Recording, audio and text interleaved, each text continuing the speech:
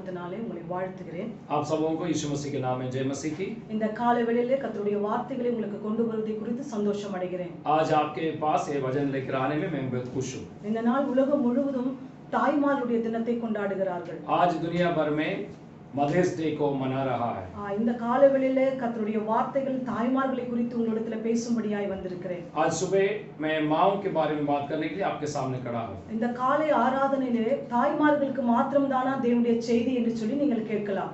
शायद आप सोचेंगे क्या केवल आज की ये संदेश माताओं के लिए है? அப்படி அல்ல, சபைக்காக இன்னைக்கு தேவனுடைய ஆவியானவர் பேசுகிறார். आज कलीसिया के लिए प्रभु की आत्मा बात करना चाहते हैं। ஏசாயா எழுதின தீர்க்கதரிசன புத்தகம் यशायाह नबी के पुस्तक 66ஆம் அதிகாரம் 13ஆம் வசனத்தில் 66 अध्याय का 13वां पद में அவர் தன் தாய் தேற்றுவது போல நான் உங்களை தேற்றுவேன் என்று சொல்லி பரிசுத்த ஆவியானவர் பேசுகிறார். एक माँ जैसी बच्चों को तसल्ली देता वैसे मैं आपको शांति दूंगा करके वचन में लिखा है। அவர்களை தேற்றுவேன் என்று சொல்கிறார். मैं उनको तसल्ली दूंगा। யார் அவர்கள்? वो कौन है? பரிசுத்த ஆவியானவர் சபையை பார்த்து சொல்கிறார். वो पवित्र आत्मा कलीसिया को देखकर बोल रहा है। ஏன் பரிசுத்த ஆவியானவர் சபையை தேற்ற வேண்டும்? क्यों पवित्र आत्मा कलीसिया को शांति प्रदान करना चाहते हैं? ஏன்னு சொன்னால் இந்த காலை வேளையிலே அமர்ந்து கர்த்தருடைய வார்த்தையை கேட்கிறதான தேவஜனமே, मेरा सवाल सुनने वाला प्रभु के लोगों, இந்த 50 நாட்களும் நீங்கள் காலையிலும் மாலையிலும் தேவனை விண்ணப்பத்தோடும் கண்ணீரோடும் வேண்டுதலோடும் நீங்கள் கர்த்தரை நோக்கி கூப்பிட்டதை பரிசுத்த ஆவியானவர் கேட்டிருந்தார். पिछले काफी दिनों से आप जो वचन सुन रहा है, सुबह शाम को मनन किया है, ये सब पवित्र आत्मा देखा है, परमेश्वर देखा है। நீங்கள் தேவ சமூகத்திலே ஜனத்துக்காக அழுதீர்கள். आप परमेश्वर के लोगों के लिए प्रार्थना किया है। வியாதி உள்ளவர்களுக்காக கண்ணீர் விட்டீர்கள். बीमारों के लिए आपने आंसू बहा के प्रार्थना की है। உங்களுடைய நேரத்தையும் சமயத்தையும் கர்த்தருடைய சமூகத்தில் கொடுத்தீர்கள். आप अपने समय को परमेश्वर के लिए अलग किया है। அதிக பாரத்தோடு நீங்கள் ஜெபித்தீர்கள். आपने एक बोझ के साथ प्रार्थना किया है। அவை எல்லாவற்றையும் தேவனாகிய கர்த்தர் கேட்டார். वो सब परमेश्वर ने सुना है। ஆகையால் இந்த காலை வேளையிலே உங்களை பார்த்து சொல்கிறார், நான் உங்களை தேற்றுகிறேன் என்று சொல்லி. आज सुबह पवित्र आत्मा आपको देखकर कहना चाहते हैं, मैं तुझे शांति दूंगा। அவர் தாயை போல உங்களை தேற்றுவேன் என்று கர்த்தர் சொல்கிறார். वो एक माँ की समान आपको शांति प्रदान करेंगे। தாயுடைய சுபாவம் என்ன? एक माँ की स्वभाव क्या है? தெபொராளை குறித்து நாம் பார்க்கும் பொழுது, जब हम देबोरा के बारे में देखते हैं, தெபொராள் நியாயாதிபதிகள் புத்தகம் न्यायों की पुस्तक 5ஆம் அதிகாரம் 7ஆம் வசனத்திலே 5वां अध्याय उसका 7वां पद में தெபொராள் சொல்கிறார், देबोरा इस प्रकार कहती है, நான் தாயாக எழும்பு பலவும் मैं एक माँ की जैसे खड़े हो जाए, கிராமங்கள் எல்லாம் நாசமாய் போய்விட்டது என்று சொன்னார். मैं गांवों को सुरक्षित रखूंगा करके लिखा है। இந்த தெபொரா யார் என்று சொன்னால், ये देबोरा कौन है? நியாயாதிபதிகள் புத்தகத்திலே 13 நியாயாதிபதிகள் இருக்கிறார்கள். न्यायों की पुस्तक के अंदर 13 न्यायों के बारे में वर्णन किया है। ஆனால் 7 நியாயாதிபதிகளை கர்த்தர் அபிஷேகிக்கிறார் விசேஷமாக. लेकिन 7 न्यायों को प्रभु विशेष करके अभिषेक दिया है। அந்த 7 நியாயாதிபதிகளே 3 நியாயாதிபதிகளை பலமுள்ள அபிஷேகத்துக்காக வேறு பிரிக்கிறார். लेकिन उसमें से 7 में से 3 को एक सामर्थी अभिषेक से प्रभु अलग किया है। அந்த 3 நியாயாதிபதிகளே ஒருவராய் இருந்ததான் இந்த தெபொராள். लेकिन उस 3 सामर्थी अभिषेक पाया हुआ व्यक्तियों में एक थी ये देबोरा। இவள் இஸ்ரவேல் ஜனங்களை நியாயம் விசாரித்தவளாய் காணப்படுகிறார். ये इस्राएलियों के लिए न्याय दिया है। இந்த நியாயாதிபதியாய் இருக்கிற இந்த தெபொராளான் சொல்லுகிறார், நான் தாயாக எழும்பு பலவும் பட்டணங்களும் கிராமங்களும் நஷ்டப்பட்டது என்று சொல்கிறார். मैं एक माँ की रूप में खड़ी हो जाएंगे ताकि नाश होने वाले शहर को गांव को बचा सके। தாயுடைய சுபாவம் என்ன? एक माँ की स्वभाव क्या है? பிள்ளைகளை குறித்து பாரப்படுகிறதான ஒரு சுபாவம். एक बच्चों के बारे में बोझ लेने वाला माँ। அதனால ஆவியானவர் சொன்னார், நான் உங்களை தாயை போல தேற்றுவது மாத்திரமல்ல, इसी वजह से पवित्र आत्मा कहते हैं, मैं केवल आपको एक माँ की जैसे शांति प्रदान नहीं करूंगा। சபையை இந்த தாயினுடைய சுபாவத்துக்குள்ள மாற்ற வேண்டும் என்று கர்த்தர் விரும்புகிறார். कलीसिया को माँ की स्वभाव में लाने के प्रभु चाहते हैं। கர்த்தருடைய ஆராதனையிலே परमेश्वर की आराधना में சகோதரமார்கள் உண்டு, भाई लोग हैं, திருமணமாகாத பெண்கள் உண்டு, जो कन्याएं हैं, வயதிலே முதிர்ந்தவர்கள் உண்டு, बुजुर्ग लोग हैं, சிறு பிள்ளைகள் உண்டு, छोटे बच्चे हैं। ஆனால் நீங்கள் நினைக்கலாம், लेकिन आप सोचेंगे இந்த காலைவெளியிலே பெண்களுக்கு மாத்திரம் தான் தேவ செய்தியா என்று. क्या आज सुबह केवल बहनों के लिए संदेश है? சபை என்பது எல்லாரையும் சேர்ந்ததான ஒன்று காரியமாய் இருக்கிறது. लेकिन आप इस बात को समझिए, कलीसिया सारे लोगों के लिए है। இந்த காலைவெளியிலே கர்த்தர் எல்லார் மேலும் இந்த தாயினுடைய சுபாவத்தை பகர வேண்டும் என்று விரும்புகிறார். आज सुबह मैं प्रार्थना करता हूँ सबके अंदर एक माँ की स्वभाव आने के लिए। தெபொராள் போல தேசத்துக்காய் நாம் எழும்ப வேண்டும் என்று கர்த்தர் விரும்புகிறார். देबोरा जैसे देश के लिए खड़े होने वाला हो जाए. நான் எழும்பாவிட்டால் பட்டணங்கள் நஷ்டப்பட்டு போகும் என்று அவர் சொல்கிறார். अगर मैं खड़ी नहीं होगा तो शहर और गांव नष्ट हो जाएंगे. கடந்த 50 நாட்கள் மாத்திரமல்ல, एक पिछले 50 दिन नहीं, இனி வரும் நாட்களும் நாம் ஒரு தீர்மானத்தை எடுக்க வேண்டும். आने वाले दिनों में भी हमें निर्णय लेना है. நான் தேவனுக்காக, சபைக்காக, நான் தேசத்துக்காக ஒரு தாயாக எழும்புவேன் என்று சொல்லி, मैं कलीसिया के लिए, देश के लिए एक मां की तरह खड़ी हो जाएंगे. வயதிலே முதிர்ந்ததான தாய்மார்கள் உண்டு. बुजुर्ग मां लोग हो गए. நான் இப்பொழுது தாயாக மாற முடியுமோ? क्या मैं फिर से मां बन सकती है? ஆனால் லூக்கா எழுதின சுவிசேஷத்திலே ஒரு தீர்க்கதரிசி இருக்கிறார். लेकिन लूका की सुसमाचार में एक भविष्यवक्ता के बारे में लिखी है. அவள் பேர் அன்னாள் என்று சொல்லப்படுகிறது. उसका नाम हन्ना लिखी है. அவள் தேவனுடைய ஆலயத்தை விட்டு நீங்காதவளாய், वो परमेश्वर की भवन को ना छोड़ते हुए உபவாசத்திலும் उपवास में, ஜெபத்திலும், प्रार्थना में அவள் தரித்திருந்தாள் என்று சொல்லி நாம் பார்க்கிறோம். हमेशा उसमें बनी रहती थी. இந்த காலவெளியிலே தேவனுடைய ஆவியானவர் சொல்லுகிற காரியம் இதுதான். आज सुबह पवित्र आत्मा इसी बात को आपको बताना चाहते हैं. வயதிலே முதிர்ந்தவர்கள் தாயாக மாற வேண்டும் என்று சொல்லி, आप बुजुर्ग हो तो भी आप मां बनना है. நீங்கள் வாரத்தில் ஒரு நாள் நியமித்து आप केवल हफ्ते में एक दिन नहीं, சபைகளுக்கு சென்று ஊழியர்களுக்காய், சபைக்காய், ஊழியங்களுக்காய் நீங்கள் ஜெபிக்கலாம். आप दिन में, आप हफ्ते में एक दिन निकालकर कलीसिया के लिए, पासवानों के लिए, सेवकों के लिए प्रार्थना कर सकते हैं. அதுதான் தாயின் சுபாவம் என்பது. क्योंकि वो एक मां की स्वभाव है. அந்த தாய் சபையை விட்டு நீங்காதவளாய் இருந்தார். वो मां कभी कलीसिया छोड़कर या मंदिर को छोड़कर नहीं जाती थी. இந்த நாட்களிலே ஊழியக்காரர்களுக்காய், ஊழியங்களுக்காய் தாய்மார்கள் தேவைப்படுகிறது. इन दिनों में प्रभु के दासों के लिए, सेवकों के लिए प्रार्थना करने वाला मां लोग खड़ी होना जरूरी है. நாங்கள் கடந்து போகிறதான ஆலயத்திலே हम जिस जगह में आराधना में जाती है, திங்களிலிருந்து வெள்ளி வரைக்கும் सोमवार से लेकर शुक्रवार तक 10 தாய்மார்கள் தினமும் வந்து 10 मां लोग हर दिन आकर சபைக்காகவும் ஊழியர்களுக்காகவும் ஜெபிப்பார்கள். कलीसिया के लिए, सेवकों के लिए प्रार्थना करती है. எங்களுடைய சபையினுடைய வளர்ச்சிக்கு இதுதான் அஸ்திவாரமாய் இருந்தது. हमारा कलीसिया का बढ़ोतरी का कारण भी यही है. ஒருவேளை இந்த காலவெளியிலே अनेक வயதிலே முதிர்ந்தவர்கள் இந்த தேவ செய்தியை கேட்பீர்கள் என்று சொன்னால், शायद आप बुजुर्ग हो सकते हैं, आप इस आवाज को सुन रहे हैं. உங்கள் மேலும் இந்த தாயின் சுபாவத்தை கர்த்தர் ஊற்ற வேண்டும் என்று விரும்புகிறார். मैं विश्वास करती हूँ सुनने वाला आपके ऊपर भी पवित्र आत्मा इस तरह का एक मां की बोझ देने वाले बन जाए. ரெண்டு ராஜாக்களிலே ஒரு சிறு பெண்ணை பார்த்து நம்ம பார்க்கிறோம். दूसरी राजाओं में एक छोटी सी लड़की के बारे में देखते हैं. அவள் அடிமையாக மாற்று தேசத்திலே கடந்து போனாள். वो गुलाम होकर एक देश में थी. ஆனால் அந்த தேசத்தினுடைய தலைவன், सीरिया தேசத்தின் தலைவன் குஷ்டரோகியாய் இருந்தான். लेकिन वहां की जो सेनापति था वो खोड़ी थे. அடிமைக்கு ஒன்றும் பேச முடியாது. एक गुलाम कुछ बात नहीं कर सकते. தைரியம் இருக்காது. उनको हिम्मत नहीं होगी. உரிமை இருக்காது.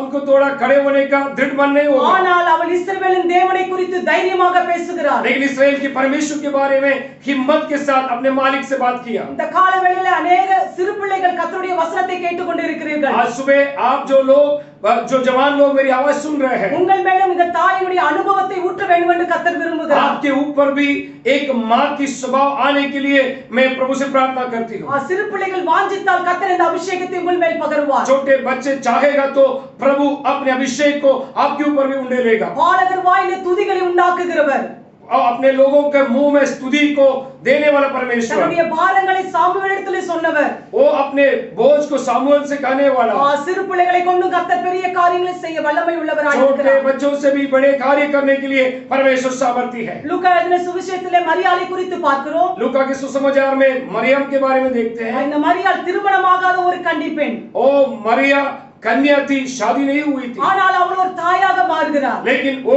एक दिन मां बन गई. இது எப்படி ஆகும்? ये कैसे होगी? இது உலக பிரகாரமாய் நடக்கிற காரியம் அல்ல. ये संसार की काम के अनुसार नहीं இது चलेगी. சமுதாயம் ஏற்றுக்கொள்ளுகிற காரியம் அல்ல. ये समाज तो मानने वाली बात नहीं है. ஆனால் உலக ரட்சகரை உலகத்துக்கு கொண்டு வர வேண்டும் என்று சொன்னால், लेकिन उद्धारकर्ता को दुनिया में लाने के लिए ஒரு கன்னிகை தாயாக மாற வேண்டும். एक कन्या, एक मां बनना चाहिए. திருமணமாகாமல் கர்த்தருடைய வார்த்தையை கேட்டுக்கொண்டிருக்கிற வாலிப சகோதரர்களை பார்த்து, मुझे सुनने वाला जो शादीशुदा नहीं है उनसे मैं कहना चाहती हूँ, இந்த காலவெளியில கர்த்தருடைய வார்த்தை உங்களுக்கு நேராய் கடந்து வருகிறது. प्रभु के वचन सीधा आपके पास पहुंच रहा है. நீங்களும் கர்த்தருக்கென்று ஒரு தாயாக மாற முடியும். आप प्रभु के लिए एक मां बन सकती है. உலக ரட்சகரை உங்கள் மூலமாய் மற்றவர்களுக்கு நீங்கள் அறிவிக்க முடியும். आपके द्वारा उद्धारकर्ता के बारे में दूसरों को सुना सकते हैं.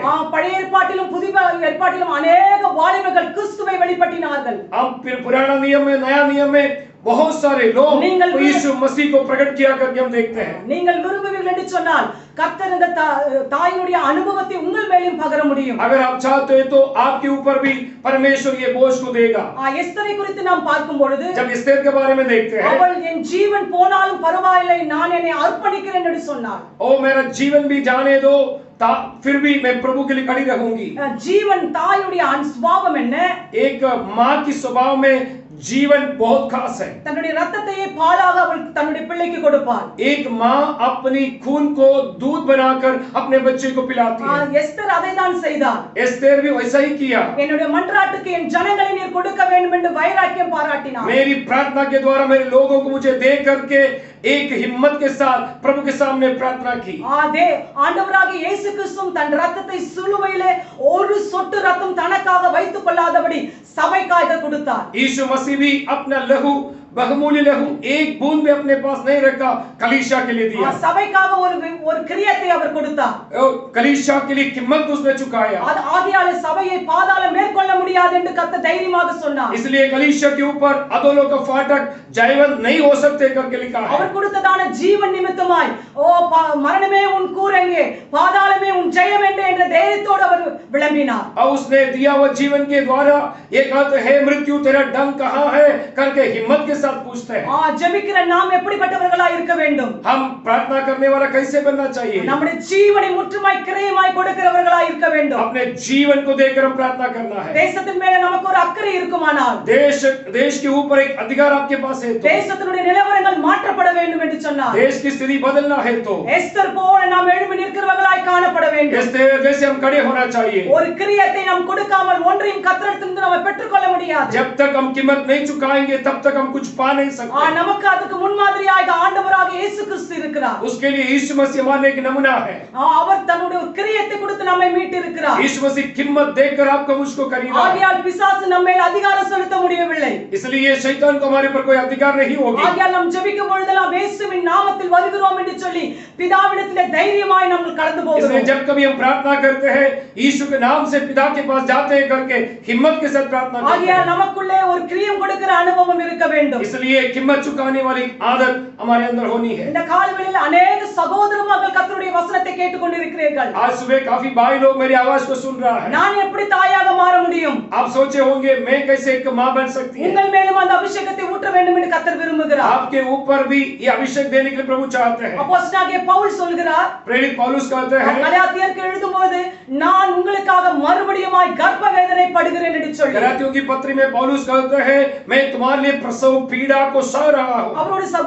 அவருடைய ஒரு சகோதரன் தானே और वो एक भाई है, அவர் எப்படி கர்ப்ப வேதனை பட முடியும்? वो कैसे एक गर्भ की पीड़ा को अनुभव कर सकते हैं। ஆனால் அவர் சொல்றார் மறுபடியும் நான் கர்ப்ப வேதனை படுகிறேன் என்று फिर சொல்கிறார். से मैं प्रसव की पीड़ा तुम्हारे लिए ले रहा हूं। அப்படி என்று சொன்னால் தேசம் கர்த்தரிடத்தில் திரும்பும் வரை क्योंकि देश जब तक प्रभु के पास ना लौटे ஒவ்வொரு சகோதரன் மேலும் இப்படிப்பட்ட ஒரு அபிஷேகம் இருக்க வேண்டும் என்று கர்த்தர் விரும்புகிறார். हर एक भाइयों के ऊपर भी पौल जैसे एक अनुभव होने के लिए प्रभु चाहते हैं। தாய்மார்களுடைய தினம் என்பது தாய்மார்களுக்கு மாத்திரமல்ல, आगे माओं की दिन करके मानते तो केवल मां लोगों के लिए नहीं, முழு சபைக்காய் கர்த்தர் இந்த காலவெளியில பேசிக் கொண்டிருக்கிறார். सारे कलीसिया के लिए प्रभु इन दिनों में बात कर रहा है। வெளிப்படுத்தின விசேஷம் 12ஆம் அதிகாரம் 1ஆம் வசனத்திலே हम प्रकाशित वाक्य में 12 अध्याय 20 देखते ஒரு हैं கர்ப்ப வேதனை படுகிறதான ஸ்திரியை குறித்து எழுதப்பட்டிருக்கிறது. एक प्रसव पीड़ा सहने वाली बहन के बारे में लिखी है। அவள் சந்திரனின் மேலே நின்று கொண்டிருக்கிறாள். वो चांद के ऊपर खड़ी है। அவள் நீதியின் சூரியனை தரித்துக் கொண்டிருக்கிறாள். वो धार्मिकता की सूरज को पहने हैं। அவர் 12 நட்சத்திரங்களுக்குரியதான கிரீடத்தை அணிந்து वो கொண்டிருக்கிறார். 12 तारों को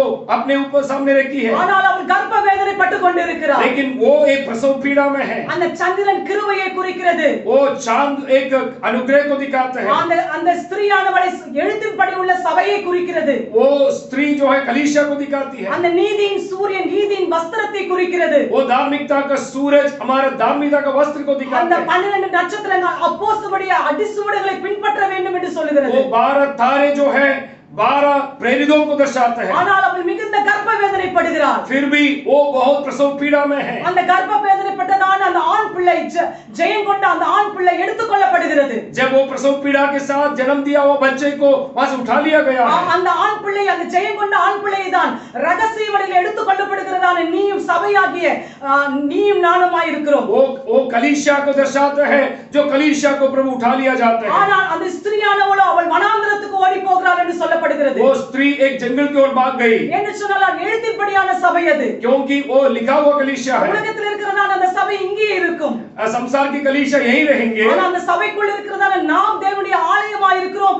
நாம் கர்ப்ப வேதனைப்பட்டு உருவாக்கப்பட்டு மறுரூபமாக்கப்பட்டு நாம் பரலோக ராஜ்யத்தை அடைகிறோம். जो कलीसिया प्रसव पीड़ा के द्वारा तैयार किया गया है वो प्रभु के साथ उठा लिया जाएगा। நீதியின் சூரியனுக்குரியதான இந்த சால்வையை நாம் அணிந்து கொள்ள வேண்டும் என்று வேதம் நமக்கு சொல்கிறது. धार्मिकता की सूरज को हम पहनना है, वो धार्मिकता का वस्त्र को पहनना है। ஆகையால் தான் ஏசாயா எழுதின புத்தகம் 66 அதிகாரம் 13 வசனத்திலே ஒரு தாய் தேற்றுவது போல நான் உங்களை தேற்றுகிறேன். यशायाह 66 की 13 पद में जैसे लिखा है, जैसे एक माँ आपको तसल्ली देता है वैसे मैं तुझे शांति देता हूं। கர்த்தர் இந்த நாளிலே நம்மை ஆறுதல் படுத்துறது மாத்திரம் இல்ல, अनेகருக்கு விடுதலை கொடுக்கிற ஆறுதல் கொடுக்கிற ஜனங்களாய் மாற்ற வேண்டும் என்று சபையை விரும்புகிறார். परमेश्वर कलीसिया को दूसरों को शांति प्रदान करने वाला होने के लिए चाहते हैं।